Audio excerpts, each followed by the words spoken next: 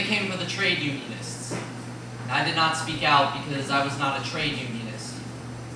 Then they came for the Jews. And I did not speak out because I was not a Jew. Then they came for me. And there was no one left to speak out for me. Mark Nemo.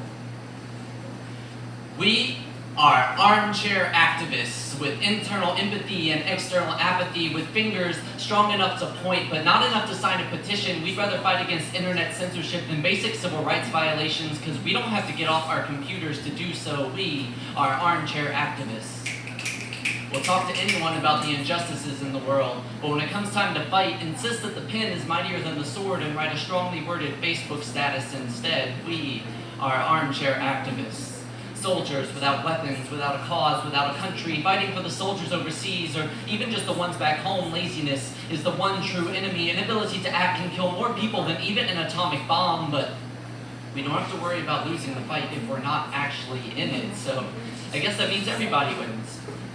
Except maybe the Muslim man, beaten and arrested because he looks like a terrorist. Or the lesbian couple told that their love isn't as pure as the man's with 7 mistresses. Or the innocent black child murdered at 12 for playing with a toy gun. Change will only come if we bring it, but it seems like we always rely on someone else to do it for us. As for us, a sign out in the yard will do. The distance between our hearts is greater than any physical barrier. Instant gratification stands high and mighty like the Berlin Wall, giving us a high soapbox upon which to stand, preaching to the poor, to donate to the poor, while we can't even be bothered to spare a single dollar. It only takes one dead president to prevent hundreds of dead children. It only takes one dead president to prevent thousands of dead patriots. It only takes one brave resident to prevent millions of injustices in their own backyard. All we have to do is get out of our chairs and behind a podium, but we are armchair activists.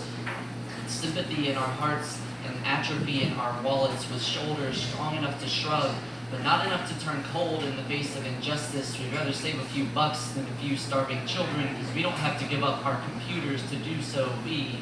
But through the wall I can feel your cry, and when it's quiet you're screaming inside, and I break as I hear you, loud as a bomb, wanting a shoulder to cry on.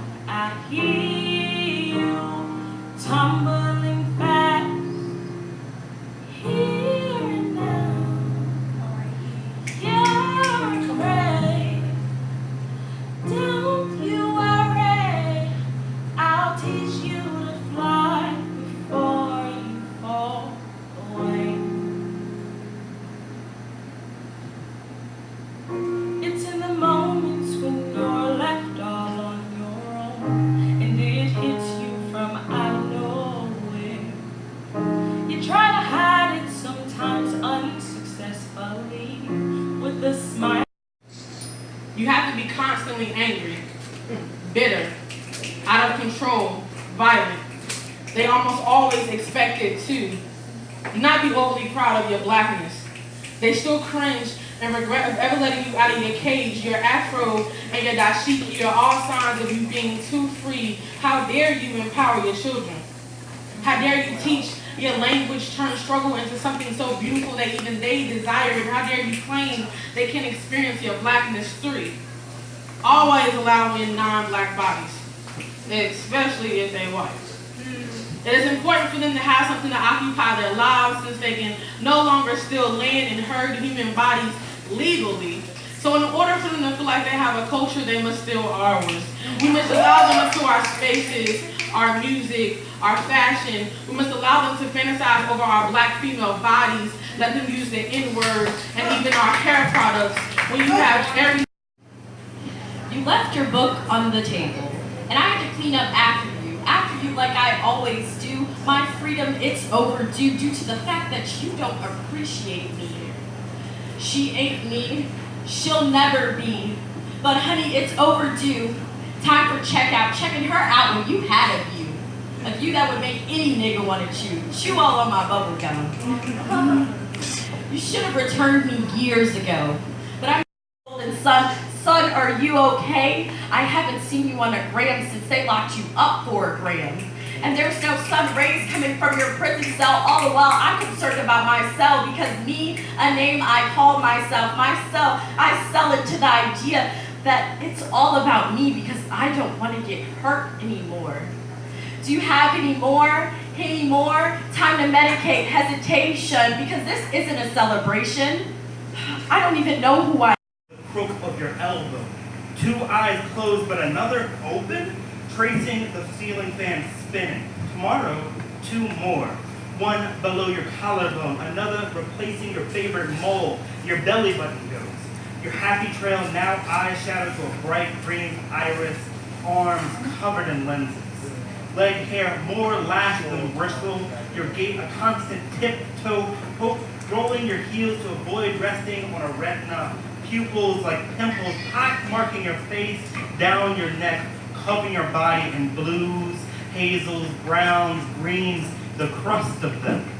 The whole body crying, picking the small shards of glass, all seeing your body exposed like a house of windows.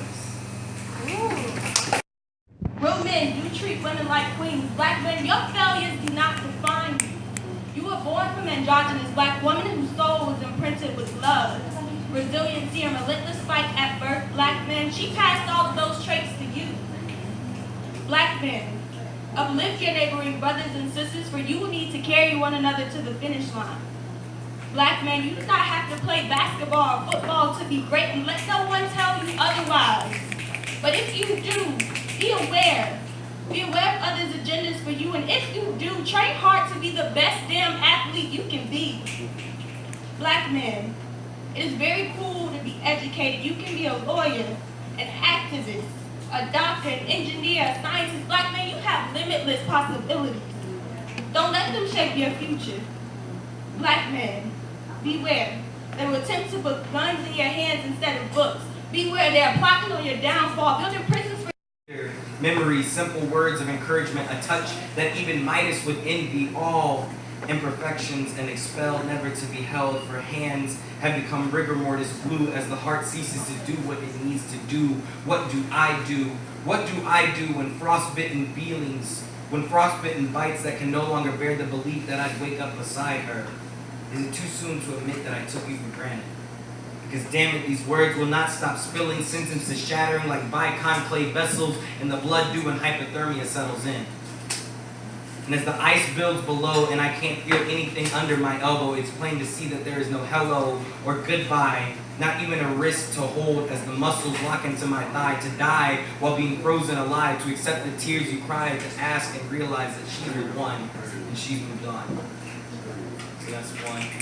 You for your action, the way you look. Some have make rumors about you like TMC. Do everyone see what's going on with this country? I live in the drama everywhere in the atmosphere.